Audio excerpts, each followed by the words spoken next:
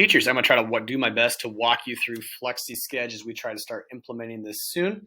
And I'll get kind of a step-by-step Google Slides emailed to you, as well as the link that we'll use. So you'll go to our middle school specific link. So it's DMCMS for middle school.flexischedule.net. And you'll get, once you get logged in with your Google account, then we can kind of go through the steps of setting up what your weekly cycle will look like, requesting students if you want, and then taking attendance. So each rhythm will kind of have blue, yellow, and then green. So we'll start with blue, planning. This is how you set up your week at a time.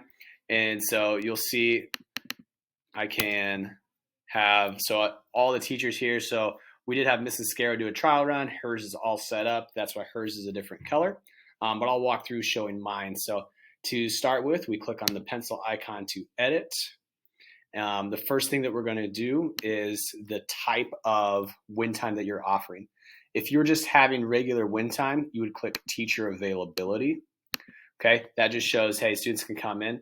However, sometimes you might be doing maybe an intervention. Okay, and so that's where you can request students into your intervention. For right now, you don't really have to do a max seat count, but you certainly can. Just if that's helpful for yourself, trying to remind yourself like, hey, I need to keep it as low numbers. For me, since I'm going to be in the flex room, I'll add that to my room location. We can create groups later, but maybe sometimes we need to request all 6th graders, 7th graders, 8th graders, kind of things like that for small groups. And you can see Mrs. Vanderwall already has a couple set up there. If there's important things that your student might need to access, again, you can include a link or description. But we would like you to plan out a week at a time. So I'll do a couple days of intervention, and then I'm going to do teacher availability the other days. So I have my week set up for next week. Planning, this would be 2 weeks out here. So if you need to plan further out, that's great. It'll roll over automatically later. Go ahead and click save at the bottom.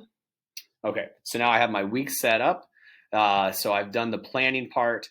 Now I need to schedule. Schedule is only if you're going to be requesting specific students. So to kind of show you what that might look like, I'll go ahead and click on the schedule in the yellow here. And one thing, it's kind of frustrating, but you have to do every time, is you'll see in the search bar here, these are students that are just to my default, or the only students that would show up. You will have students in your default, but you won't see all students. So you need to click the X. And that'll kind of give you a list of all students alphabetically. So Mrs. Scarrow already requested a couple, but I'll go ahead and just do an example here. So say I want someone I might actually work with here. Let me scroll down. So maybe I want Elijah Burt. Right now, all students are scheduled to their default. So that's their current win time location. Okay, but maybe I want my friend Elijah Burt. So I'm going to click on the pencil icon. I see that he is in DeFord's, that's his default. So that's where he's going to go if no one's requested him. But I want to have him on mine. So here I'm going to click the flex offering. Okay, the flex offering would be all of your names. So for me, since I have an option that day, I'm going to click Hamer. I've got 10 slots that you can see by the number 10 there. And I'm going to go ahead and click teacher request. So that means it shows that he's locked in with me. And other teachers can't have him that day. So I'm going to have him locked in. And then in our comments here, I might say, working on missing assignments, bring math book. Okay.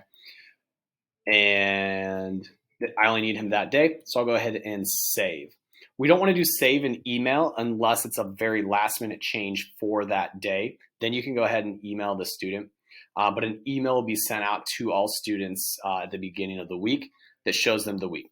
So if I'm making a change for Tuesday through Friday of this current week, and it's already past the Monday email sent, then you could hit save and email. But I'm just going to go ahead and hit save for now. So he's locked in with me, and maybe I want another student. Let's just make sure he got on my roster here. So as I'm scrolling back down to Elijah Burt, okay. Good. And that red check mark, that means that's a teacher request. So if a teacher's requested someone, don't unrequest them or don't try it. They're locked in with that teacher. But if you feel like you have something more urgent, talk to me and I can kind of work around navigating some of that. So I've got my students scheduled. Great. So again, So I've got my schedule here. I can see all my students. Now, if they show up, I can take attendance for that day to see like if I have the students who I've requested. I think I requested him on that Wednesday. Boom. Okay, Elijah Burt, I can count him present. Has our comment. So he will get an email notifying him of like where he's supposed to be each week.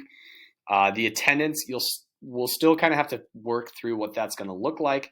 Right now, FlexiSched is not connected to our Lion Campus attendance. So this FlexiSched attendance is really just for your own verification of, yep, student showed up or didn't show up. And as we kind of discover new problems, we'll problem solve what we need to do there. So we've got a couple students unscheduled on this Wednesday.